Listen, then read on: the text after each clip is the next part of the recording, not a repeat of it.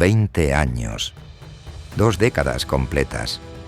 En ese tiempo, hoy en día, podrías nacer, ir al colegio, graduarte, estudiar una carrera, y aún así, seguirías viendo la misma guerra.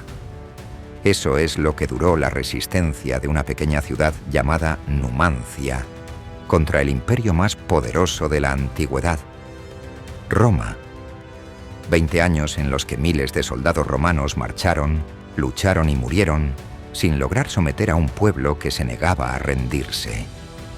Tienes que ver esta historia porque no es solo una lección de historia antigua, es el relato real de cómo un lugar diminuto puso contra las cuerdas a la mayor potencia militar de su tiempo. Vamos a descubrir cómo vivían, cómo luchaban y por qué Roma, con todos sus ejércitos y su disciplina, no conseguía derrotarlos. Y también conocerás los momentos exactos en los que la ciudad hizo temblar al imperio. Para entender por qué Roma temía a Numancia, tenemos que viajar al siglo II a.C., cuando la península ibérica era un mosaico de tribus. Roma ya había derrotado a Cartago en las guerras púnicas y controlaba buena parte del Mediterráneo. Pero Hispania era otra historia. Un territorio montañoso, con inviernos fríos, veranos secos y pueblos acostumbrados a la guerra. Entre ellos estaban los arébacos, y en el corazón de sus tierras se levantaba Numancia, sobre una colina, protegida por el río Duero y por un terreno que convertía cualquier ataque en un infierno para el invasor. Numancia no era una ciudad enorme como Roma o Atenas. Era pequeña, pero sus murallas eran sólidas, sus casas estaban bien organizadas y, sobre todo, sus habitantes eran duros. Desde niños aprendían a cazar, a resistir el frío y a manejar las armas. Cada persona entendía que su libertad dependía de la fuerza colectiva. Y eso significaba que, cuando llegaba el enemigo, toda la ciudad se convertía en un ejército. En el año 153 a.C., Roma decidió que era hora de imponer su ley sobre ellos. Mandaron legiones al mando de experimentados generales, seguros de que caerían rápido. Pero lo que encontraron fue frustración. Los numantinos no salían a luchar en batallas abiertas donde las legiones podían aplastarlos. Atacaban por sorpresa, cortaban suministros y desaparecían entre colinas y bosques. El terreno jugaba a su favor y Roma lo descubrió demasiado tarde. Según el historiador Apiano, varios generales romanos fueron incapaces de tomar la ciudad y terminaron firmando tratados favorables a Numancia. Imagínalo, un general romano, representante de la potencia más temida de su tiempo, teniendo que aceptar las condiciones de una ciudad mucho más pequeña. Eso, para Roma, era una humillación que no podían permitirse. Cada fracaso romano alimentaba la leyenda. En el año 137 a.C. ocurrió uno de los episodios más vergonzosos para Roma.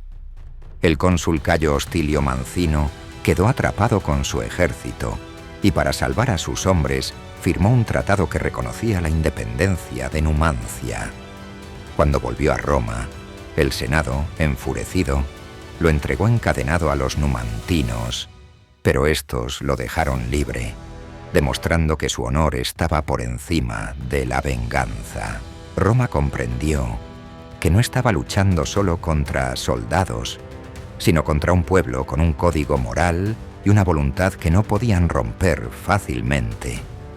Y cuanto más duraba la resistencia, más peligrosa era la situación para el control romano en la península. Fue entonces cuando el Senado decidió acabar con la ciudad de una vez por todas, y para ello llamaron a su mejor arma, Publio Cornelio Escipión Emiliano, el mismo que había destruido Cartago. Escipión no era un general cualquiera. Era famoso por su disciplina férrea, su paciencia y su capacidad para doblegar a enemigos que parecían imposibles de vencer.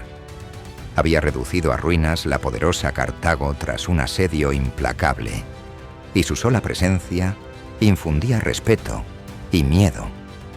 Sabía que en Numancia no ganaría con fuerza bruta, sino con estrategia y resistencia llevada al límite. En el año 134 a.C., Escipión llegó con un plan claro.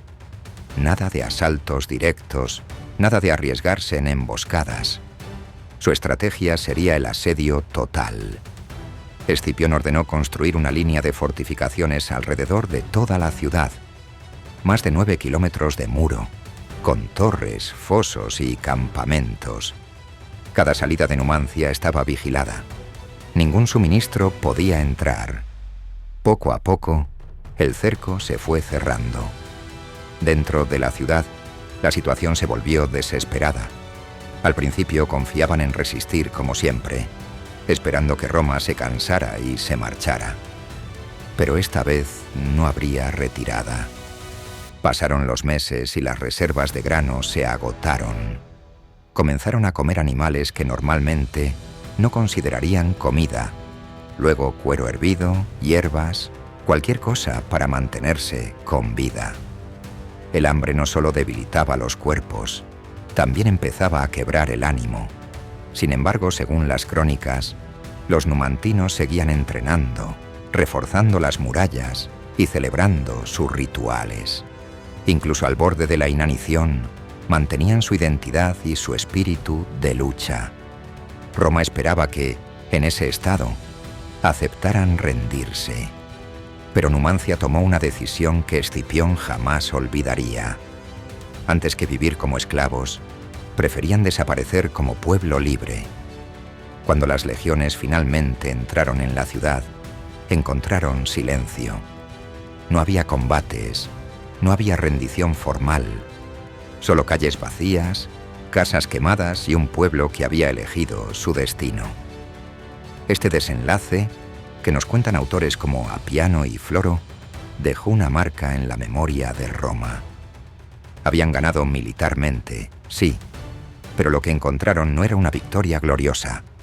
Era la constatación de que habían necesitado 2 décadas para derrotar a una ciudad mucho más pequeña. Y que incluso en la derrota, Numancia había mantenido intacta su dignidad. Por eso Roma temía a Numancia. No por su tamaño, no por su riqueza, sino por lo que representaba. La prueba de que un enemigo decidido podía resistir al poder del imperio. El nombre de Numancia se convirtió en sinónimo de resistencia. Y más de 2000 años después, sigue siendo un ejemplo de que la verdadera fuerza no siempre está en el número de soldados, sino en la determinación de no rendirse jamás.